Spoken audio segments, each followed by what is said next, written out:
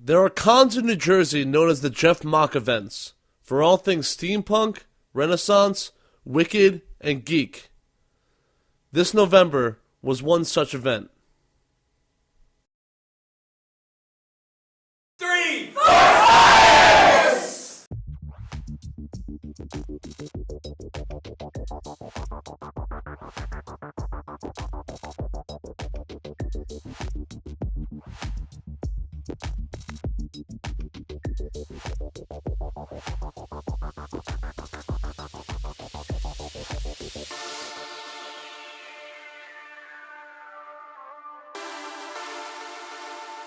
From sorta kinda small to sorta kinda really small, or, half the size of an 8.5 by 11.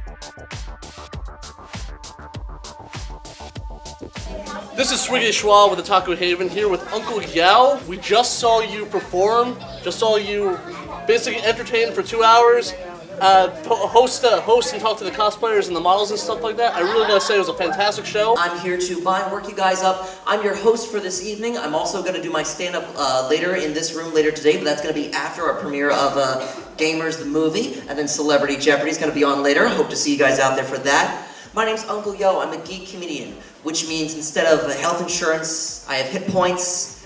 Once those run out, we're boned. I mean, I'm trying to get whatever program Mario personally has, because you hit your head against enough bricks and you collect 100 pennies, you get an extra life. That is nowhere on the Obamacare website. What backward Canadian healthcare plan is that to cheat death for 100 little coins? What got you here at the Geek Creation Show? The Geek Creation Show was about 3.5 months ago when I got contacted by Dr. Andy, who's been talking for years trying to get me down to a Jeff Mack event. Jeff Mack are the guys who do it. This is their first year for the Geek Creation Show. I do a lot of work in the Northeast, a lot of stuff, Anime Next. I do KatoriCon as well. That's in January in Gloucester County, New Jersey. So I have a bit of a presence in the geek convention scene, but only that specific niche. Not even like internet geek scene, but geek convention scene. So if you narrow it down enough, you're eventually going to find my niche, which is I got my start hosting an emceeing costume contest, mainly because I was the only guy with enough public speaking experience to not fluff the words and knew what a majority of the costumes were, so I actually could pronounce it right. All right, so flat out, one of my favorite franchises, this is brought to us by Valve. I ran into these guys in the elevator and I couldn't believe what they decided to do with this. So not the original character design, so they decided to do a little anthropomorphic work, which you'll see time and time again. So let's please welcome Jacob Ulrich as the Space Corps and his mom Karen Ulrich as GLaDOS from Portal and Portal 2.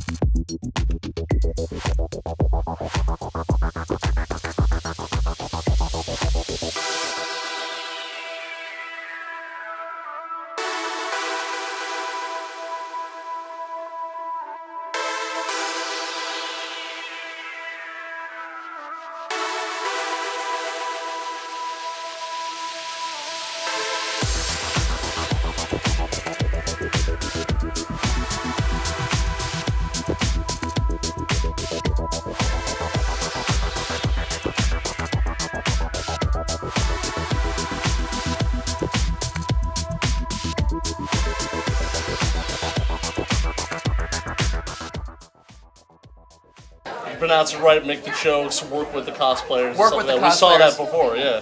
Know what they watched it and why they watched it. I want this sparkly. I love it. My ADD has been picking it up all night.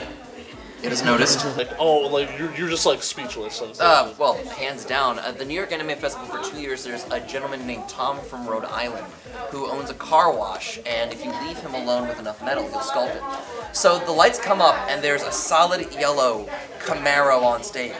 So the Camaro transforms and stands up as a 12-foot tall bumblebee. The lights go down, he lights up like Tron, and then starts breakdancing. So when you're able to create from nothing, because that's what blows me away, is that to breathe three-dimensional life into a two-dimensional idea. That's what shocks me every time about this. And sometimes it's even the details alone on the smaller, more quiet costumes, the Kingdom Hearts people who start from scratch. Or even if it's something as simple as like Street Fighter, if it's Ken or Ryu, and they just started from white fabric and sculpted it to them. I mean, I keep trekking along because it's a very welcoming community. It's the support and community that I've always wanted to see, always wanted to know. And to know that there are such positive influences out there that are hardworking, dedicated, and just really in love with enough to do it for free, to do it for volunteer work. That's the kind of compassion that you talk about not seeing in the States, but I see it every weekend at a convention. I couldn't say it better myself. Uncle Gil, thank you. To show, I'm here with a Mr. Nigel Taylor. Nigel Taylor, and please tell me about yourself, because literally we were just in the costume show. You were a judge. You were hilarious. You are Snape, so we'll see that. Slytherin! You'll be knocking on her Gryffindor to give her Hufflepuff the old Ravenclaw in no time.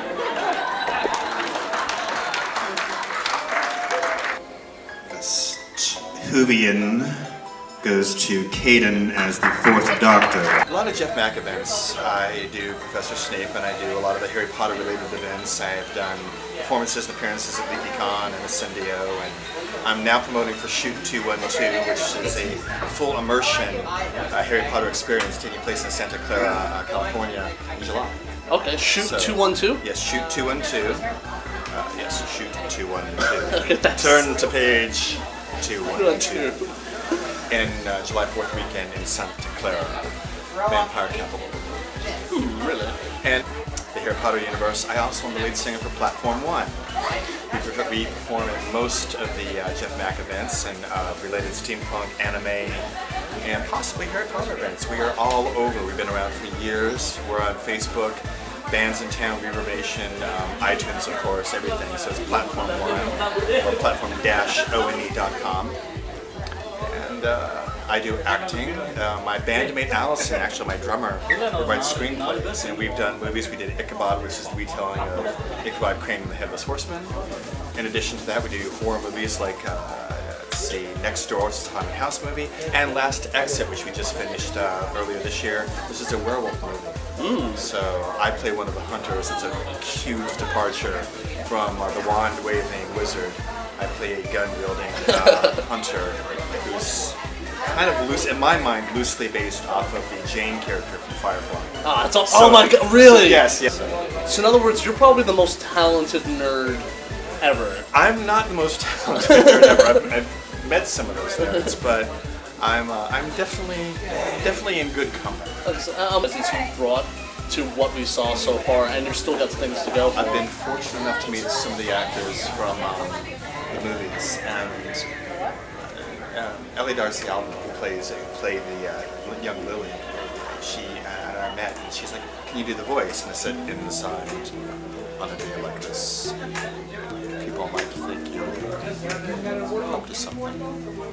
And now all the fangirls scream. And they do. They call the people and, "Oh, come listen to this." So yeah, I enjoy it. I've done this for schools. I've done this for charities. I love what I do. Hope we see way more of you. Like I said, really, thanks a lot. Really appreciate it. And how do you pronounce this? Schwiggity schwa. Schwiggity schwa. Schwiggity schwa. It sounds more like schwiggity schwa. And you know what? I have no idea what that magic would do. I have no idea. 2, 3, For science! Some whiskey today till the monsters burst in. There's whiskey in it, drown away all of our sick whiskey, numbing the pain that takes you through our skin. We're drinking for science tonight. The plan was to force the world's mind to evolve with small with our gas all year from.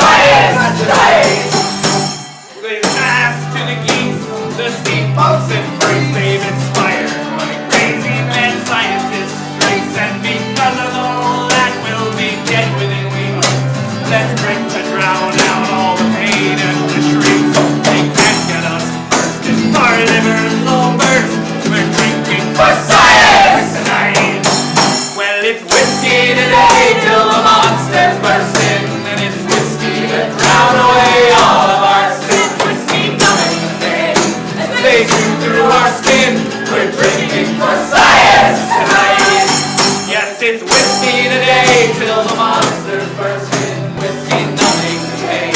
Stay true to our skin. We're drinking for science tonight. The plan was to force the world's mind to evolve a small with our heart. Yes, all your problems are small. We've been cured. All my dubious essence of all. Big balls that went wrong. Now our flesh gets dissolved by the hideous will leave us their peace. We're drinking for science tonight. Well, it's whiskey today till the monsters burst in, and it's whiskey that drown away all of our sin. Whiskey numbing the pain. They true to our skin. We're drinking for science tonight. They pass to the geeks, the steampunks and freaks they've inspired. Hello, Jason. Who are you? Professor Adam Smasher at your service. Pleasure to meet you, sir. Like, seriously, what gave you the idea for this character? Except, is it an original idea, first of all? Well, Professor Adam Smasher is an original idea that I came up with. I have a Facebook page, and if anybody watching this would care to like the Facebook page, I would greatly appreciate that. But I am a professional musician. I play guitar, I write songs, I sing. I've done a little bit of acting and emceeing, ringleader of all kinds of dimensions here. But Professor Adam Smasher was a steampunk character I came up with to attend the 2012 Steampunk World's Fair, and this is one of his sub characters actually. This is the mad scientist, part of his persona. But Professor Adam Smasher is a gentleman professor with a tall top hat, and steampunk appointments just about everywhere. So please check out the page, and you'll get the idea. When did you start getting into the whole steampunk World's Fair scene? Well, the Steampunk World's Fair scene, that kind of came when I realized there was one. Steampunk itself, I guess, has always been part of my life, whether I knew it or not. There's a lot of elements in steampunk, a lot of steampunk elements in literature and movies and everything that I had been watching since I was a boy. I guess my father was really the one that turned me onto it. I mean, there were even steampunk rides here in New Jersey on the boardwalk in Atlantic City. Used to be the Diving Bell. You don't get much more of a steampunk ride than that, but... If these particular events have you come to? Do you remember? Or have you lost count? I have lost count, and it's only been really in the last 2 years, and I've already lost count, but I also make my own steampunk events. I'll crash, different events dressed as a steampunk. The perfect example would be the Edison Day at the Edison Historical Site in West Orange, New Jersey. I showed up there dressed as a steampunk, and that show was of particular interest to me because of the battle between Tesla and Edison. The festival just sort of showed up, and interesting thing happened there. Somebody said, "Don't you feel weird being dressed like that, here?" I said, "Well, actually, my attire, my Victorian attire, is actually more period correct than what you're wearing." You said you taught your own classes and stuff like that. How does it feel to actually try to see to spread your joy to other people? Well, it's really sort of an infectious thing. It has a life of its own, and again, I think K.W. Jeter. With defining that word, rather than calling it Victorian sci-fi, comes up with that word in 1987, steampunk, to define the genre. That word just that word empowers the genre, and it became epic, and it became its own theme, its own everything else. It's infectious. It's very easy to get people interested in it, again, because so much of steampunk is elemental. It's already out there. People like it. They just don't know what to call it. Once you give them a word, they're like, okay. There we go. Fandom acquired. Yeah, let's go. Thank you so much, Professor Adam Smasher. What a pleasure, Jason. I'm Schwiggly Schwab from Otaku Haven. We're here at the Geek Creation Show. We're here with the man that probably started it, the man that made it all possible. Like I said, introduce yourself. Hi, I'm Jeff Mack. I carry a clipboard. This all started for you. What started the Geek Creation Show and the Wicked Fair and all the things you're associated with? Like, what gave you the idea and how to go? Go from there. Well, I did, I kind of accidentally started the Rutgers University Rocky Horror Picture Show Club. Mm-hmm. And actually, I guess at 13, I accidentally became an extrovert. From having been a massive introvert, I became a massive extrovert through a series of odd and not entirely coincidental circumstances. And then in college, I kind of ended up starting this weird organization devoted to putting on fun events for unusual people. When I left college and got a job doing marketing for a nutraceuticals firm, I started to feel like my life didn't have enough. Well, I didn't like being a boring person. I'm not saying that people who don't run weird events for a living are boring people. I'm just saying that I was a boring person when I wasn't running events for a living. Yeah, exactly. So you want to get you want to add more flair to the world, more or less. I would like to make the world a more unusual place. Those are actually some really powerful words. Now, what kind of trials have you had to go through in order to get something like this up and running? No trials whatsoever. Really? Everything was settled out of court. There's no difficult. Oh, sorry, right. You mean this particular event or the whole company? Yeah, like the events making what you like. What other shows are you affiliated with? Like the Wicked Fair? We run the Wicked Winter Renaissance Fair, which Yeah, is the world's largest indoor Renaissance fair. Although, admittedly, it's kind of a hybrid Renaissance fair and everything else that's unusual fair. It all kind of molds together. It's fine. And the world's largest steampunk event, the Steampunk World's Fair. And an event I can't talk about unless I'm pretty sure that you're over the age of 18. But that's the largest event of its kind in the world also. Granted, it's also the only event of its kind in the world. And we run the Geek Creation Show, which is here. And we've been experimenting with a couple of other shows, like we recently put on a one-night show called Occultus, dedicated to dark Victorian interactive fun. Ooh, that sounds good. Yes, and this year we are partnering with the amazing musician, artist, author, and all-around Renaissance man, Voltaire, for Voltaire's Wicked Necro-Comic-Con, an independent Comic-Con for the dark, the unusual, the macabre, and the strange. And stuff like that. How has you've seen this? Have you seen like a slope in terms of the number of attendees, the kind of reception you're getting from running these shows? Like, have you noticed a change since where you started from where you are now? Well, I started doing an event. I was trying to think about what kinds of events would be interesting to all kinds of people who like unusual things. What do many people who like unusual things enjoy? They enjoy making fun of cult movies. So I had this event called Jeff Mack's Cult Movie Overnight, and that ran for 4 years. And it was quite a small event. We could never get past the name because people would rightfully hear the name and say, cult movies are kind of interesting, but not my main thing. I'm going to do something else. So we eventually had one, the last one, we called it the Final Overnight. It was the most successful. We had 220 people. After that, we said, well, what's something else that lots of unusual people like? Well, they really like Renaissance fairs. I like the ability to alter time and space, which is something you can do with a Renaissance fair. Yeah. Well, let's put on a Wicked Winter Renaissance Fair. And we did, and we went from 220 people, well that is, we went from our largest event being 220 people, to the Wicked Fair, which in its first year had a little over 2,200 people, and a staff of 11. Wow, really? Staff, volunteers, everyone. 11. You guys are really busting your humps getting this thing going A on. bit, yes. Yeah. Thank you so much, Jeff. Like I said, really appreciate you doing this for everyone. Everyone's glad super you're excited, here. and everyone's. All I'm seeing is smiling faces, and everyone's having fun. Like I said, really thanks a lot. You're more than welcome. Thank you so much. Thank you for being here. Thank you.